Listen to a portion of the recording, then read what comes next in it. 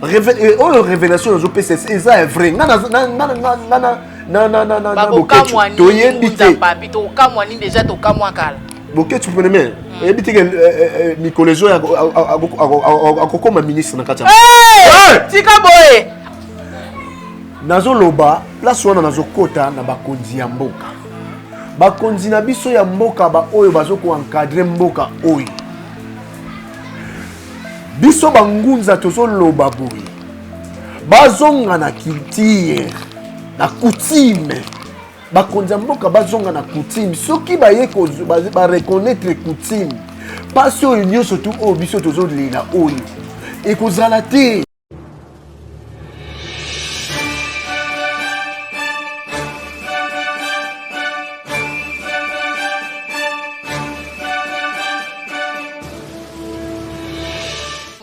Na mimi ndiko balandi partout misa kwa ndabiso na Tindika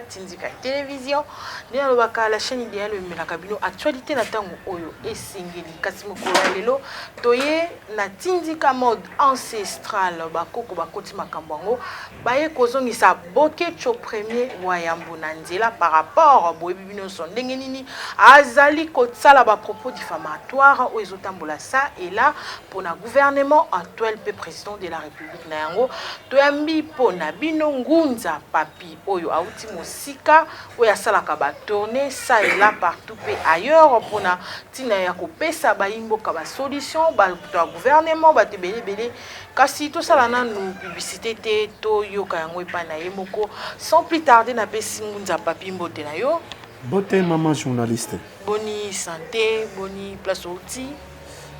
santé zali malamu na nzela ya bakoko na ngai bansetre na ngai epe na bakonzi mboka nyonso tu na kimia naza na kimia voilà sika nga na uti pe na tiki mboka na ngai kimpesi na tiki yango na kimia maladi pe baza kuna vraiment na bato na tika kuna msala ezotambola malamu malgré ngai awa asimbinga na Kinshasa balobi na zoma te vraiment toki déjà basango ba audio circulé sur ba miracle ozo sala donc ba express a ebele kasi eloko captiver biso to yamba ona tindika mukolo ya lelo par rapport ya message oye nango pona koyebisa Bokecho wayambo par rapport ya ba diffamation eloko nini oyo penza message ya makasi oyo koyebisa ndeko Bokecho po arolanda biso.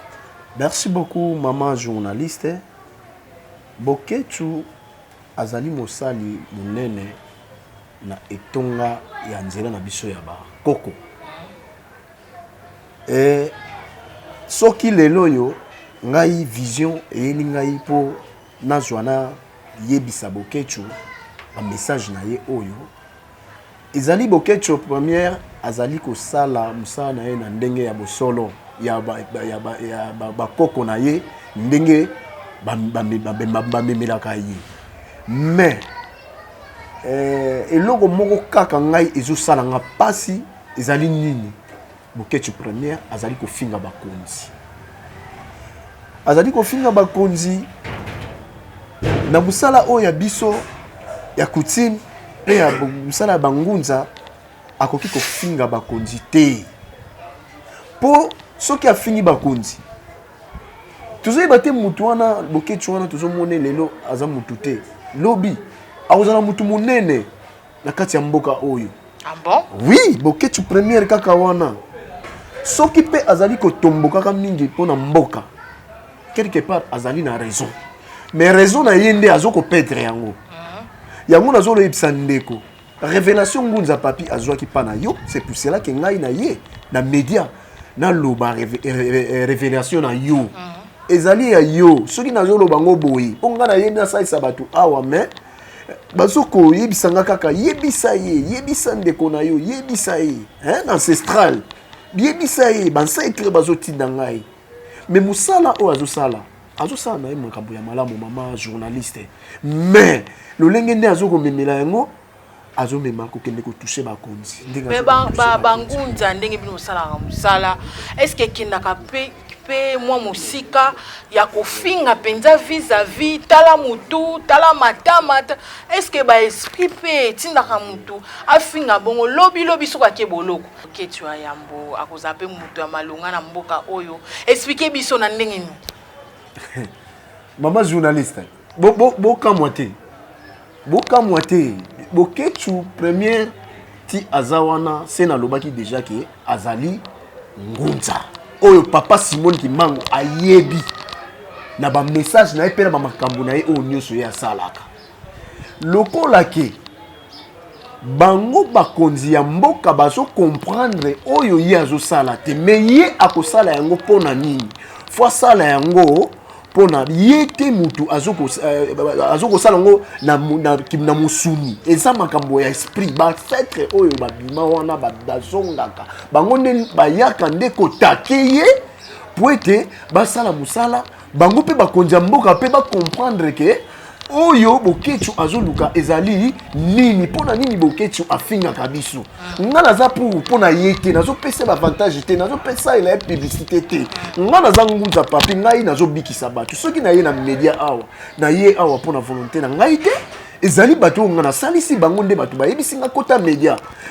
na biso mabiloko ba media wana to kotaka yango te biso un vrai ngunza akotaka media te mais sikoyo lokola ba insister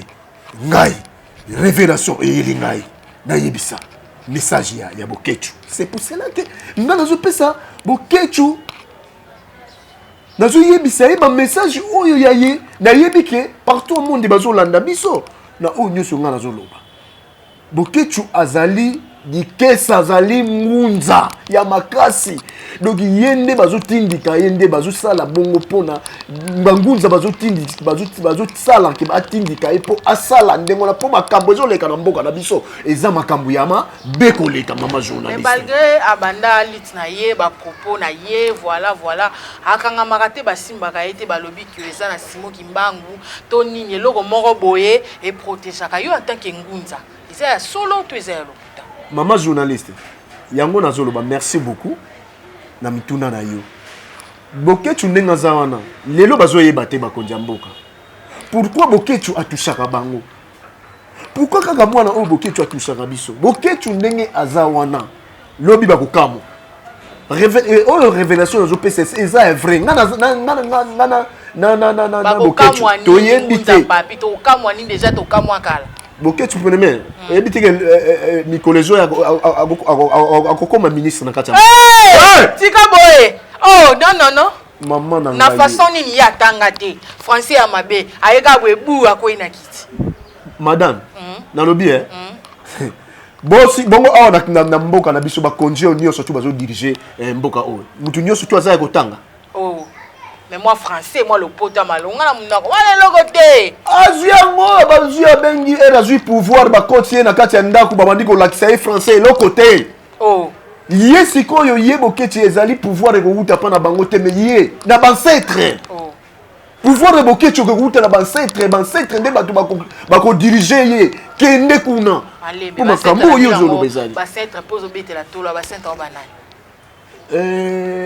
acentre na yo nani mama na ngai congolais abunga nzela nini ezobungisa bino nzela kasi yebisa biso to mama nini ezobungisa bino nzela na nzela oyo balobi boza bangunza congolais nyonso to aza ngunza mama soki oza ngunza c'est que oza na pouvoir na tout eza la menace koyela yo nganga koluka yo guérisseur koluka yo batu soki batu magie blanc wana bakoluka yo mama soko lokola oza ngunza bakotikala kolonga yo na eloko moko te mpona nini papa Simon Kimbangu se atika déjà don wana atika déjà bamakambo atika déjà bilembo ancêtre na onde papa Simon Kimbangu ancêtre na ngai te ya ngai na yo ancêtre na ngai te yo na ngai ancêtre na biso ye wana yende ndenge balobake na Egypte Jésus bongo sikoyo oyo yo kotanga nani a tozonga na esika wana Jésus Christ po akufela biso nyonso oh apesa so makila na ye nde tokomi boye bana nzambe mama bobunga mama journaliste bosaya kobunga bozonga luka oya yo ndenge pe bango ba luka Jésus kuna luka oya yo ekozala nani siko po yo za loposo mwende po toza na quatre races toza na race noire biso race jaune rouge jaune et pe blanc siko yo na kati wana yo siko race no ezani wana nyonso ozoya kozongisa biso po oyebi na kala tondimelaki bangunza voilà mboka ezali na captivité tobimi tokomi ya mais eza mama likambo na biso te tokozonga na mikolo ya po tosola likambo etali bangunza yebisa biso nanu outi mboka libanda bayebisi biso outi Dubai outi nini tala bapublicité ebele awa deja mama boketi so ekoti yebaka baquestion okozwa yo ndenge akorépondre yango oye kosala nini mpe outi wapi. Merci beaucoup, maman journaliste. Ngai Ngudza Papi, na vandi na Kipese. Na uti na village penda village natal na ngai Yanga dia Songa. Na sali sakabatu kuna. Mais na ye awa. Mutunde na sali saki ba utaki na ye na Kinshasa ayaki na yeku ba ayaki na ye na kati ya mboka Kipese na Yanga dia Songa kuna. Na salisi na salisi yende mutu. Amemaki sangoke tala ba ma problème au bozana ngo ya mangama msala ni makambo ya molimo ya kindoki bokende kana Ngudza Papi botuna kaka Ngudza Papi so bokutami na Ngudza Papi bokoswaye yangwana nga na yelaki awa mutu nga na salisaki na traitaki à partir de Kimpese aye awa alobi boye nga na ya awa na ya ko traiter ce qu'on a traité batu awa bato nga na traité siko balobi ke moyena zonga ezate bazelo na appartement bazule nga appartement sika appartement kitoko mama musala ya malamu nga nazo sala musala na ngai oyo bangunza oyo bancetre bapesa ki ngai bilo bangunza bofana ba ite bilo mofo kota mo eteko yo ba appartement ba carreau ba kiti mais bangunza ba osilika faut zonga kana ba ite wana non ezaki ngai te ngai terre na nga na kotika te awa lokola bango bazui ba louele ngai peut-être pour na sala ba service bongo siko so na lobike na sala service kolala na ngasi ko sala wapi bango moko ba resonaki yango te tikato zwa appartement to pesa ye quand même musala zo sala en tout cas en parlant de service musala oyo ozali ko sala ba témoignage ezo ya ça et là toki bandeko ba ebisi biso za témoignage moko ya makasi bango nde ba bengeli biso est-ce que na ebité témoignage yango bazo ko seza ndenge ni pesa biso nanu témoignage yango tozo yoka biso pe to yoka maman journaliste ngai naza bapesa ngai pouvoir oyo euta à partir ya bakoko na biso atokolobela ngongu Ngudza Papi tozana yebisa sono témoignage po toye tokaki témoignage toyoki pe suma mbokecho toyoka ngo epi tozonga papa soki papa Ngudza Papi ngai Didier oyo nabengaki yo à partir ya Canada na oyo salaki ngai olobaki pe nacha video na TV na benga soki na TV soki na radio soki na téléphone na benga po na loba pe vérité par rapport biso bato poto ya ba maître ya banganga bakosi biso mingi mais yo vraiment makambo salinga vraiment na santiki na komi makasi na finance na koloba nyonso te par rapport yo olobaki na loba ngo na WhatsApp po soki okolekisa ngo wapi po bato bayoka ngai vraiment na komi kimia po na makambo finance mais o continuer nde bongo po ezala bien continuer nde boende ezala mo bien. Bonjour, Papa Papi, Ngudza Papi. Ngai ma Mimi, depuis France. Ngai osalisa ngai pona makambo musala. En tout cas ndenge olobaki na témoigner ndenge nazongaki na musala, nazongi na musala Papa Papi. En tout cas continuer musala na yo papa ezala ndenge ozosala boye continuer kaka bato mususu baya ko témoigner lo bazwa lobiko lokola ngai na ko témoigner pa bato bayoka nga pona makambo yo sali na tamboli partout ba mettre lukuta banganga lukuta nazwi ke loko temele na yo ko benga yo papa Ngudza Papi. En tout cas na moni clair penza en tout cas continuer musala bato baya ebele nazo témoigner na bato na kotindela kutu bato mususu baya ebele ponga moko na moni penza clair na oyo sali atona koki kobomba bolamu oyo te. Merci beaucoup. Olandi en tout cas eza télévision tokolanda peti na sukate téléphone ya papa papi limbisa na ke pesa kuna kobunga te nguza. Toki ba témoignage okobisa biso spécialité na yo ezali nini etant que ngunza outi musika we awa na Kinshasa. Merci beaucoup maman journaliste. Ngai spécialité te. Ngai nazo salisa maladie oyo eza ya molimo. Oye muna na ngati maladi yango na sosanisa nanguya papa Simba nanguya ya papa Simo Kimbangu na ba ancêtre na ngai na bakulu na ngai o bazopesa ngai ndakisa pona sala musala o de inasa susu na zana likasa te na okende ko jona ebite na zana magite o na okezwa ni pom magi wana na yebi yango te yazo saila kaka ancestral na ngai yango nde ezogide ngai kaka ndenge ozomona ngai kana simbi biloko oyo ezomona ngo kaka biloko moko soki ya ndenge nini biloko ezosala mosala yango biloko tomona ngo bibanganga basimbaka bambembe baquet de cheval bamayaka siko ndenge ni bako différencier ke yo ozali mutu ya nature bango baza soki ba magicien yebisa biso nanu en quoi bino na bango boza différent. Maman journaliste merci beaucoup omoni nganga akoma ko se adapter lokola biso bangunza. C'est pour cela que na bisika wana ezopesa confusion. Na biso na bato oyo bazolanda oyo bazokende koluka traitement. C'est pour cela yango nazoloba. Bon luka nganga te nganga sa eloko te nganga ko salisa yo lobby. 2 jours après peut-être ça nango magie malade ezongi. Nganga nganga passer lisusu akozwa ko ya kopesa prière ya pasteur eza de lengeli moko na biso te po pasteur wana azoya koluka lobi kopana ngangunza mais yo mondimi okoyeba te ke ye ayi koluka lobi kopana ngai baza ebele tokoki kotanga kombo te ndenge olobi na téléphone bato bazopesa témoignage baza ebele mais lokola toza na média moyen ya ko bimisa bango ezalité. C'est pour cela place wana biso na bangunza na ba pasteur tout ça différent na banganga pardon na banganga na ba pasteur tout ça différent bango basala ka magie menga na sala ka magie te ngai magie na yebi yango te pe na yebi kutu te e ko pousa na pembe na ngati mais ba mai ba huile ba nini osalela mama omoni mayo ka oyo tomelaka oyo na ko salela ngo prière boy yoza na France kuna ujuipe kimia.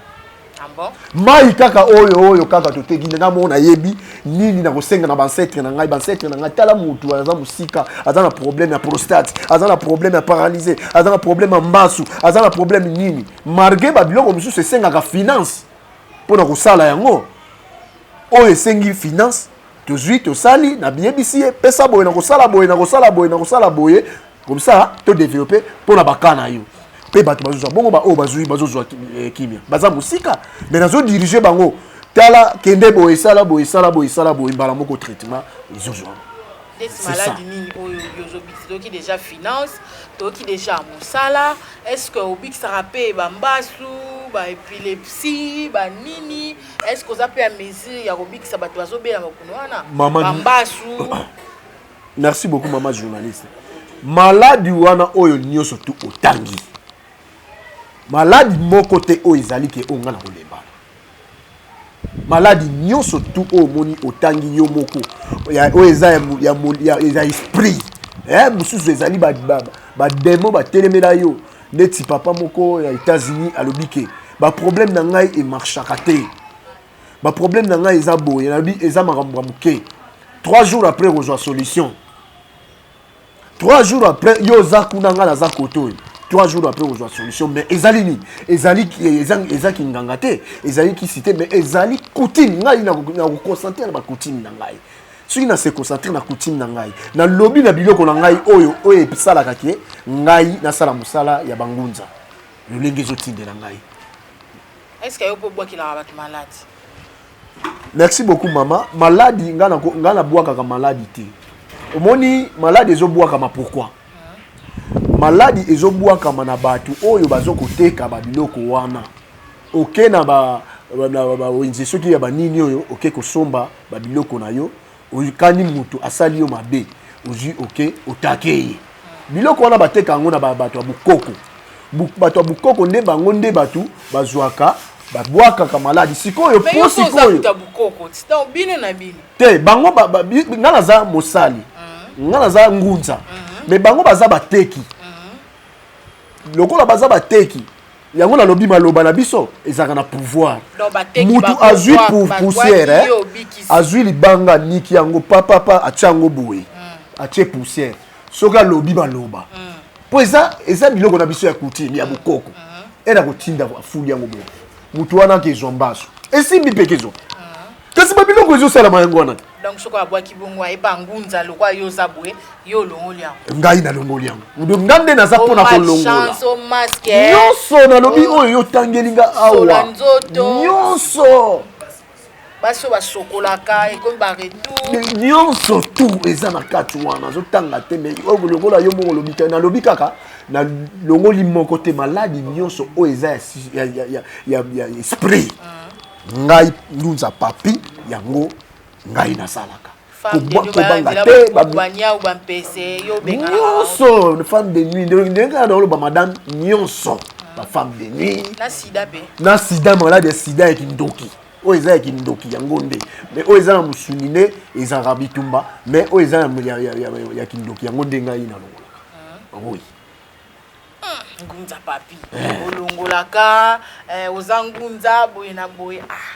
etali kaka yo so toye mingi pamba te toyoki batémoignage kasi yebisa biso nanu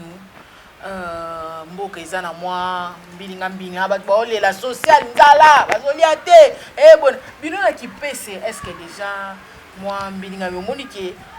déjà na lecture na oyo etake ngunza lobi tokozala malamu to ndenge yebisa biso na mpo mboka eza na mwa nzala toyebi ke Faci Beton bainitiative neza déjà bien me bacoque des gens eza ebele baministre bata FCC kande ezalaka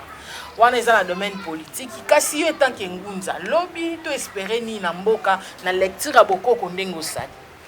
Ok maman journaliste merci beaucoup yango na lobaki boye makambo nyonso ezoleka na mboka na biso mama nazoloba place wana nazokota na bakonzi ya mboka bakonzi na biso ya mboka ba oyo bazoko encadrer mboka oyo biso bangunza tozoloba boye bazonga na culture na coutume bakonzi ya mboka bazonga na coutume soki baye ba reconnaître coutume pasi oyo nyonso tu oyo biso tozolela oyo ekozala te pasi ekozala te mpona nini tobosana tobungisa bunzambe na biso papa Simon Kimbangu ye azali le fondé ya kati ya mboka na biso na kati na se Afrique awa et surtout na Congo RDC tozo négliger ba coutume tozo négliger papa Simon Kimbangu bakonza mboka bozonga soki bokozonga te boko comprendre te nini o ezoleka bolandaka makambo ya kimupaya tokozwa solution te tozonga na coutume mokonzi ya mboka nga nazotalisaka mingi mokonzi ya mboka mpo ye nde aza le représentant ya liboso c'est pour cela nango ngunza papi tomoni ozoloba mingi mokonzi ya mboka kasi tobosana te boute kofete fete ya monene ezalaki na kamba mokonzi ya mboka azalaki wana mpona kohonore bino donc omoni ke mokonzi ya mboka déjà azongaka mwa moke kotala mpe bangunza pouvoir ya papa Simon Kimbangu na yango makambo ya koloba ezali ebele kasi le temps nous fait défaut numéro no ya telefone ezali nini mpo bato mosusu baza na besoin bayeba mpenza na mozindo makambo osalaka mpe bazwa mpe ya bango solution na makambo ya koluka numéro no ya telefone ezali nini bon numéro na ngai ya telefone ezali plus 243 89 017 82 32 obandeli plus 243 89 017 82 32 yango wana numéro na ngai mboka oyo bato mingi balingaka bazala na mbongo bakendaka koluka baporte-monnaie magique toyebi mpe bafamille mingi bazalaka na makambo ya kodia toyebi eza na bokoko est ce que opesaka porte-monnaie magique mpo ozongisaka bakodia na bafamille ya bino bato ya Congo central tosalaka ndenge nini. Ah, merci beaucoup maman journaliste. Vraiment olandaki ngai te place moko nalobaki boye. Porte-monnaie magique ezali ya biso te. Porte-monnaie magique ezali ya bapaya. Wana ezali biloko na biso te. Le départ en mars dernier pour Chypre d'une première vague d'étudiants bénéficiaires de la bourse académique dénommée Merci Fachi, c'est le tour ce lundi 4 avril 2022 d'une dizaine d'étudiants, tous filles et fils des militaires et policiers, de se rendre en Europe pour poursuivre leurs études au niveau supérieur. Bien avant leur départ pour l'autre côté de l'Atlantique, ces jeunes gens ont été sensibilisés par les fondations Boni et Espace Solidarité pour tous et des ONG qui accompagnent le chef de l'État dans l'amélioration des conditions d'études des étudiants congolais. C'est pour accompagner le chef de l'État dans la gratuité d'enseignement et nous on l'accompagne dans la gratuité d'enseignement mais au niveau supérieur et universitaire. C'est le président de la République qui accorde ces bourses aux enfants des militaires et des policiers. Ce sont des bourses à 100%, frais académiques couverts par les chefs de l'État. Songer aux enfants des militaires et des policiers pour qu'ils aillent étudier, c'est épauler même la psychologie du militaire, souvent qui est souvent au front. Et ça, vraiment, nous ne pouvons que saluer cette initiative. Ces enfants, ils vont faire plusieurs filières. Il y a ceux qui vont faire l'ingénierie, ceux qui vont faire les domaines comme l'électricité, les bâtiments, ceux qui vont faire les banques et finances, donc des domaines dont le Congo a besoin. C'est à peine 4 ans, ils auront fini leurs études et puis ils vont nous revenir ici pour contribuer au développement du pays.